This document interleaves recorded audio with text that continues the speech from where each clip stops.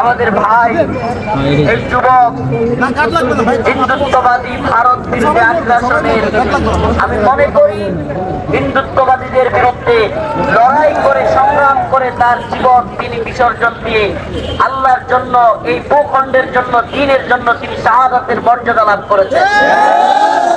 আমরা বিশ্বাস করি শহীদ আবরার ফাহাদ কিংবা আমাদের ভাই হাদি শেষ নয়। এই ভূখণ্ডের জন্য, এই উম্মার জন্য, এই দ্বীনের জন্য যদি হাজারো লাখো শাহাদাত বরণ করতে হয়, তবু এই বাংলাদেশে হিন্দুত্ববাদীদের গোলামি বরণ করে নেওয়া হবে। আমাদের ভাই হাদির শাহাদাতের তামান্না ছিল, শাহাদাতের সিলসিলা জারি থাকবে। আমাদের কথা ক্লিয়ার, মেরা মেরা রিশতা কিয়া, মেরা রিশতা কিয়া। কোন শয়তান বামপন্থীরা যেন পিছটা দেওয়া আমার ভাই হাদির এই সংগ্রামী জীবন কেড়ে নিতে না পারে।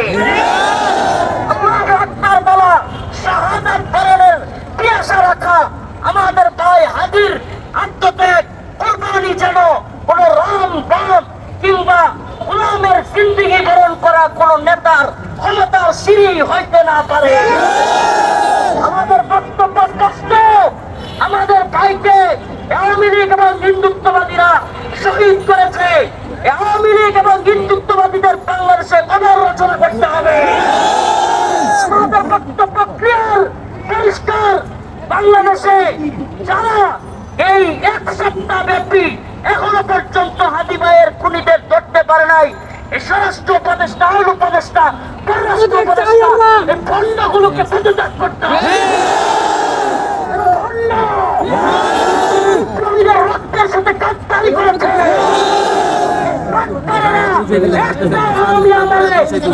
শিকার হয় না। এই ভণ্ডদের পদত্যাগ করতে হবে। ভারতের সাথে সমস্ত গোলামীর চুক্তি বাতিল করতে হবে।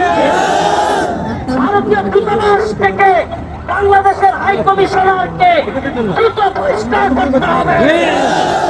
বাংলাদেশে যত ভারতীয় আধিপত্যবাদের গোলাম আছে, চাটুকার আছে, এগুলোর প্রত্যেকটাকে গ্রেফতার করতে হবে।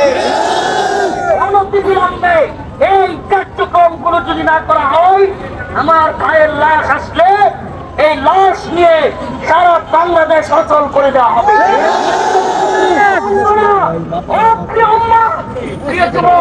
প্রিয় ভাইয়েরা, আপনাদেরকে বলি, এই হাদিস শেষ নয়। রফিকুল ইসলাম মাদানী ছোট মানুষ দুইবার গ্রেফতার করেছিল। তারপরে একে একে শত শত আলেমকে এই শয়তানের দল হিন্দুত্ববাদী ভারত ভয়ের কথায় আওয়ামী লীগ সরকার সমস্ত আলেমদেরকে গ্রেফতার করেছিল। আপনাদের মনে আছে? একজন বলছিল, হুজুর বলেন তো আপনাকে সবার আগে কেন ধরলাম? বললাম যে ভাই, আমি না বুঝার বাদ করে বললাম যে বলেন তো কেন? বলতেছে আপনাকে ধরছি হুজুর একটা টেস্ট হিসেবে, দেখতে চাই প্রতিক্রিয়াটা কেমন হয়, একে একে সবাইকে ধরা হবে। আল্লাহর কসম করে বলছি, আল্লাহকে সাক্ষী রেখে বলছি, গোয়েন্দা সংস্থার লোকেরা আমাকে কথা বলেছিল, হুজুর আপনাকে ধরে টেস্ট করেছি, 1-2 দিনের মধ্যে দেখবেন সবাইকে গ্রেফতার করা হবে। আস্তে আস্তে বাংলাদেশের সকল আলেমকে গ্রেফতার করা হয়েছিল। একইভাবে আমরা যদি হাদি ভাইয়ের এই সংগ্রামী জীবন, এত কিছুর পরেও তার এই শাহাদাত, দিনে দুপুরে গুলি করে হত্যা যদি সহজে মেনে নেই, এরা আমাদের আরো যারা আছে আজকে, যারা কিনা হিন্দুত্ববাদীদের গোলামি করছে না, বাংলাদেশের ওই সমস্ত বিপ্লবীদেরকে এরা টার্গেট কিলিং করে হত্যা করছে। আমি একটা কথা বলতে চাই, প্রিয় ভাইয়েরা আমার, আমাদের পথ দাওয়া ইহদাদ শাহাদাতের পথ। আমাদের পথ গণতন্ত্রের পথ না। কিন্তু যারা হিন্দুত্ববাদীদের বিরুদ্ধে গণতান্ত্রিক প্রক্রিয়ায় সংগ্রাম করছে, এরাও আমাদের ভাই। আমাদের পথ অভিন্ন হতে পারে, কিন্তু আমাদের লক্ষ্য এক। আমাদের লক্ষ্য এক। আমাদের ভাই হাদি গণতান্ত্রিক প্রক্রিয়ায় হিন্দুত্ববাদীদের বিরুদ্ধে সংগ্রাম করতে পারে, কিন্তু আমরা মনে করি যত ভাইরা আছে আমরা সবার সাথে একমত।